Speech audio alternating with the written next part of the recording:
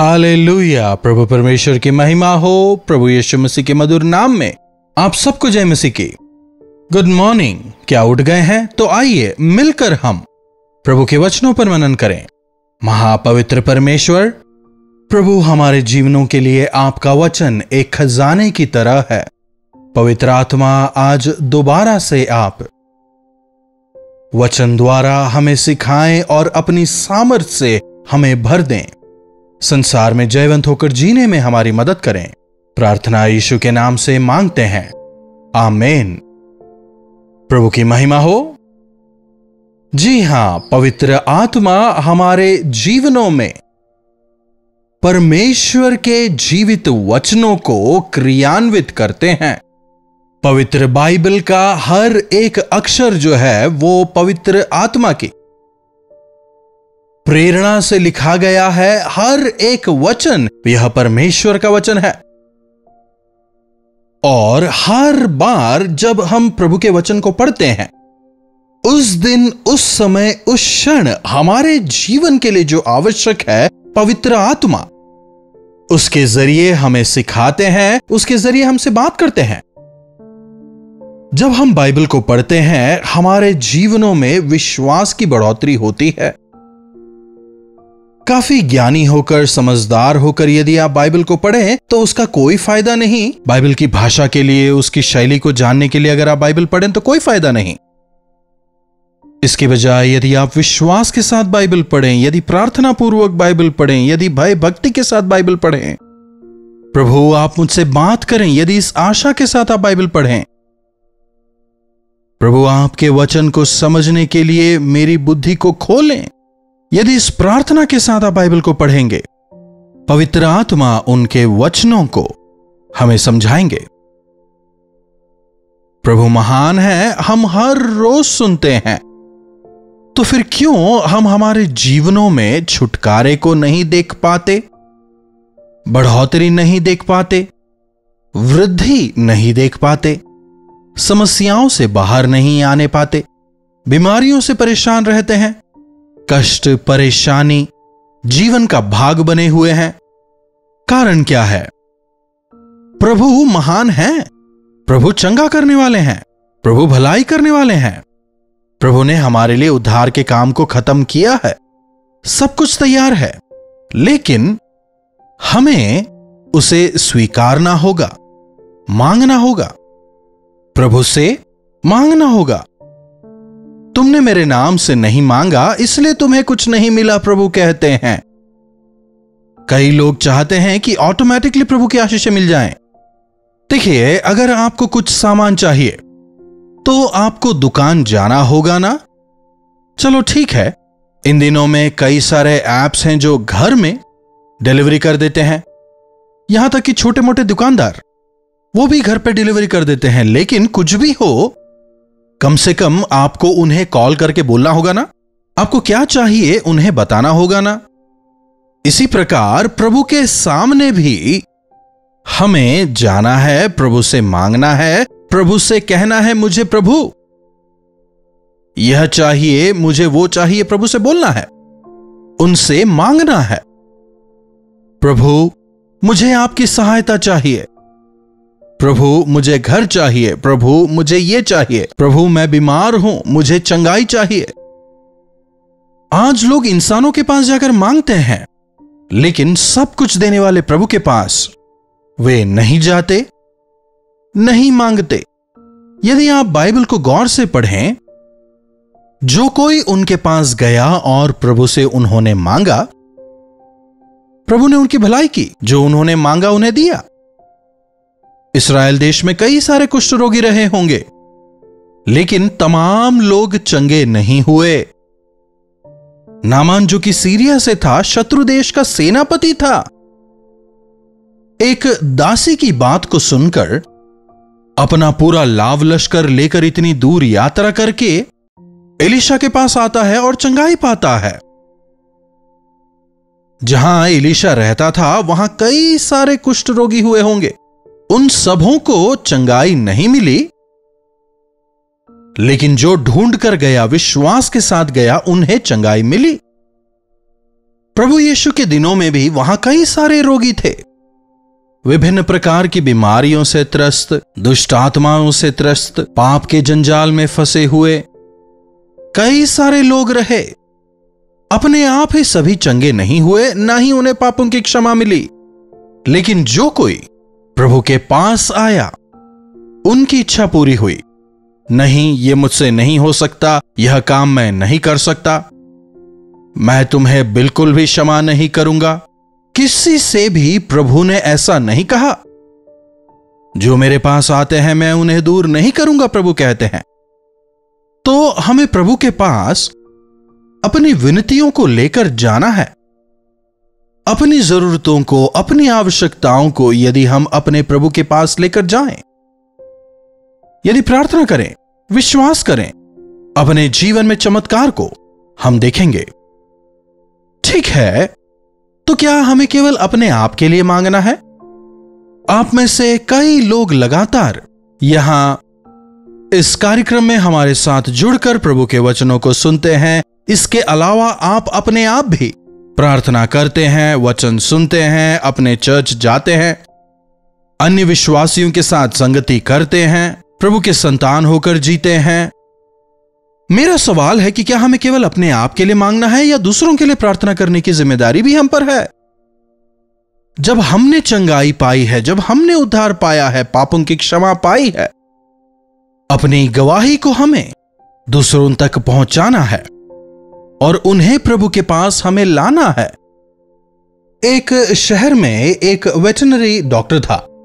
एक शाम को वो जब अपने क्लिनिक को बंद करके जा रहा था, क्लिनिक के बाहर उसने एक कुत्ते को देखा जो जख्मी था, उसके पैरों से खून निकल रहा था।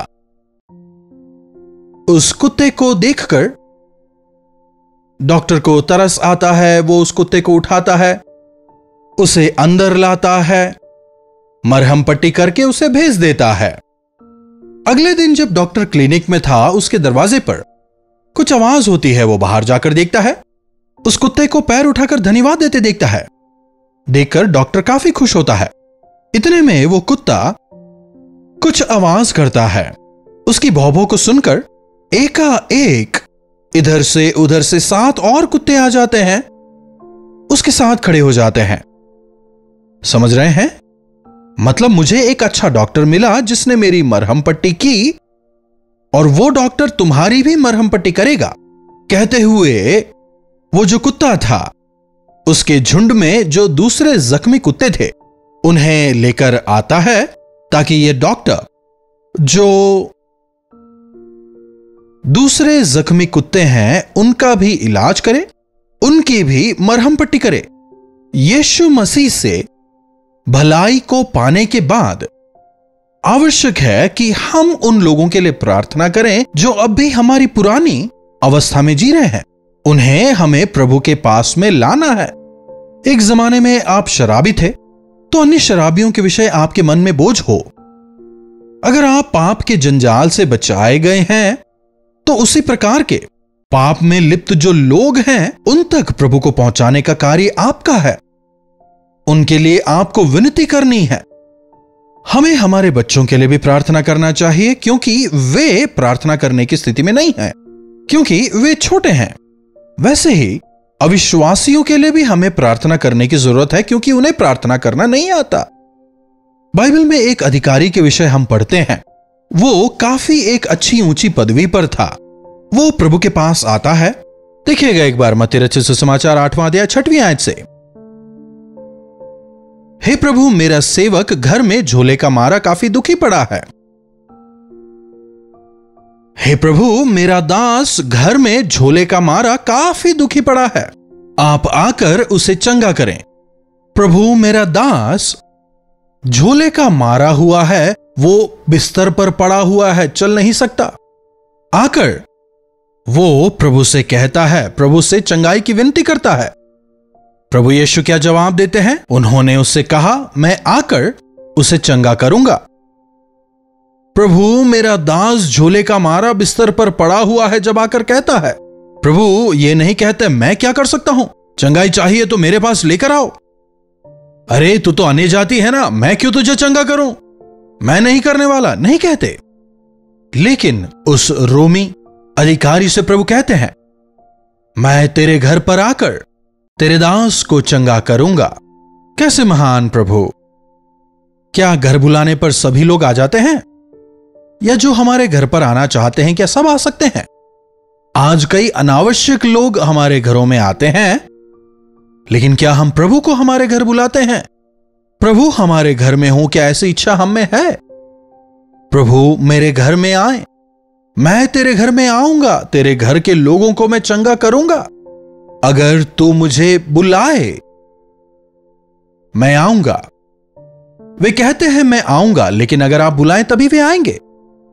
आज कुछ लोग ऐसे भी हैं जो चाहते हैं कि प्रभु केवल मेरे घर पर ही आए, पास्टर केवल मेरे यहीं आए।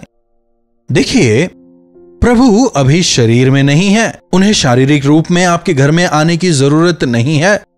अभी आप वचन सुन रहे हैं, प्रभु का सानिध्य आपके घर में है। आप प्रभु के वचन को सुन रहे हैं, स्वयं प्रभु आपसे बात करते हैं। कोई पास्टर मुझसे बात नहीं करता। क्या आप यह विश्वास करते हैं? प्रभु मुझसे बात करें, क्या आप कहते हैं? क्या जब प्रभु का वचन आपके घर में पहुंचता है, स्वयं प्रभु आपके घर में है, ऐसा क्या आप विश्वास करते हैं? जब प्रभु कहते हैं मैं तेरे घर आऊंगा, तो यह अविश्वासी व्यक्ति क्या कह रहा है? देखिए प्रभु, मैं इस योग्य नहीं कि आप मेरे छत के तले आएं, पर केवल आप अपने मुख से कह दें तो मेरा सेवक चंगा हो जाएगा। प्रभु, मैं इस योग्य नहीं कि आप मेरे छत के तले आएं। देखिए, यह व्यक्ति एक अधिकारी है, उच्च अधिकारी, समझ रहे हैं? अनेक लोगों के ऊपर वो अधिकारी है, अच्छे पद पर है, लेकिन कह रहा है मैं इस योग्य नहीं कि आप मेरे घर आएं। हां, हो सकता है इस संसार में मेरे पास अधिकार है, लेकिन आपके सामने मैं आपका दास ही हूं। समझ रहे हैं? अपने आप को नम्र कर रहा है, दीन कर रहा है। प्रभु, मैं इस योग्य नहीं। आप बस कह दें, बस आप कह दें। आपके शब्दों में सामर्थ्य है, विश्वास करता है। कह रहा है मैं पराधीन मनुष्य हूं, सिपाही मेरे हाथों में है। अगर मैं उनसे आने को कहूं तो आते हैं, जाने को कहूं तो जाते हैं। अगर अपने दास से कहता हूं कि यह कर, तो वो करता है। प्रभु, मैं भी एक अधिकारी हूं, कई सैनिक मेरे अधीन में हैं। अगर मैं किसी को आने कहता हूं वे आते हैं, अगर किसी को जाने कहता हूं तो वे जाते हैं। मुझे मेरे सैनिकों पर अधिकार है, लेकिन आपके पास सारा अधिकार है, सब कुछ आपके अधीन है। कैसा महान विश्वास! प्रभु, आपके आने की जरूरत नहीं, आपके वचन में ही सामर्थ्य है। जी हां, यीशु मसीह के वचन काफी हैं। पास्टर को आपके घर आकर प्रार्थना कर कर, तेल लेकर, आपके सर पे तेल लगाकर, अगर घंटे भर प्रार्थना करें तभी मुझे चंगाई मिलेगी, ऐसा ना सोचें। अगर आप में विश्वास हो, अगर आप अपने आप को नम्र करें, अगर आप उनकी आज्ञा माने, अगर आप प्रभु को अपने घर में बुलाएं, वे सर्वशक्तिमान हैं, यह विश्वास करें। यीशु मसीह के नाम में आपके परिवार में भी आज चमत्कार होंगे। प्रभु, मैं इस योग्य नहीं कि आप मेरे घर आएं, बस आप कह दें। नामान जब एलीशा भविष्यवक्ता के पास जाता है, यरदन नदी में जाकर डुबकी मार कहा, तो उसे गुस्सा आ जाता है। अरे, मैं इतना बड़ा अधिकारी होकर उसके घर पर गया हूं, मुझे लगता था कि वो मेरे सर पर हाथ रख के मेरे लिए प्रार्थना करेगा।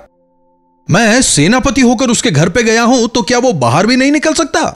मुझे जाकर नदी में डूबने कहता है, क्या हमारे यहां पर नदी नहीं? कहते हुए गुस्सा करता है। समझ रहे हैं?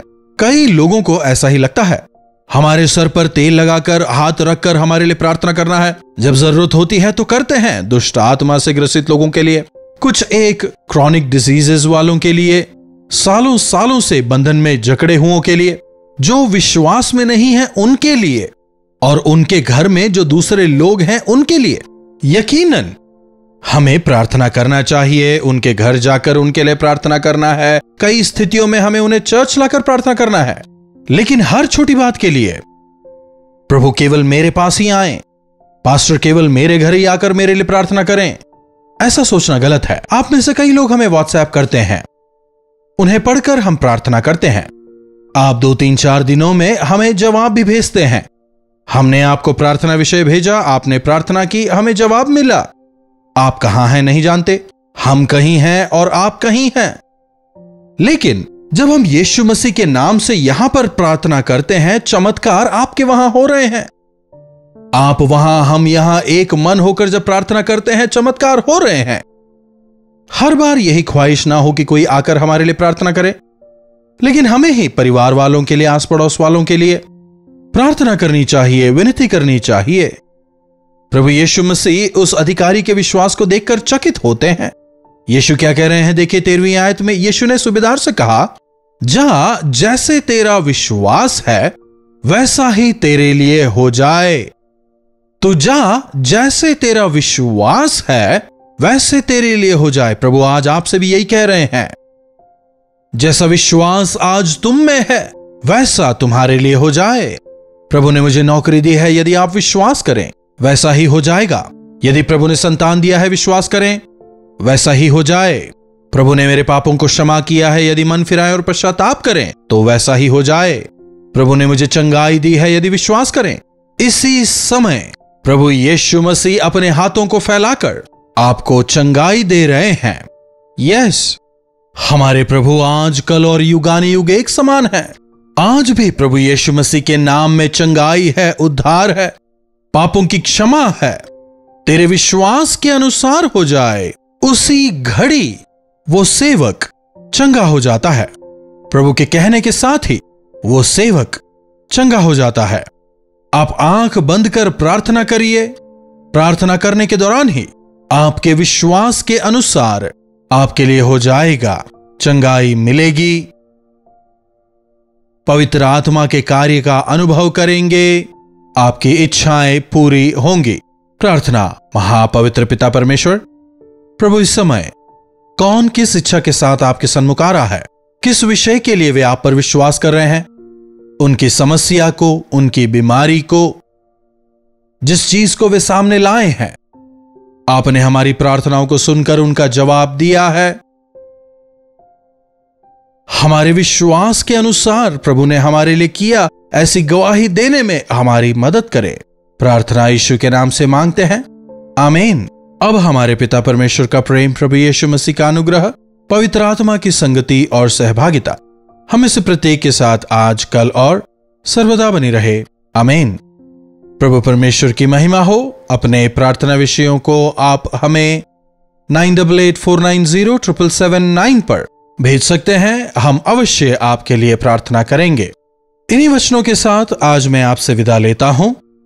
दोबारा मिलने तक प्रभु का अनुग्रह हम सबों पर बना रहे। कल्वरी दर्शन, ये है प्रेम के दर्शन, यीशु प्रेम के दर्शन।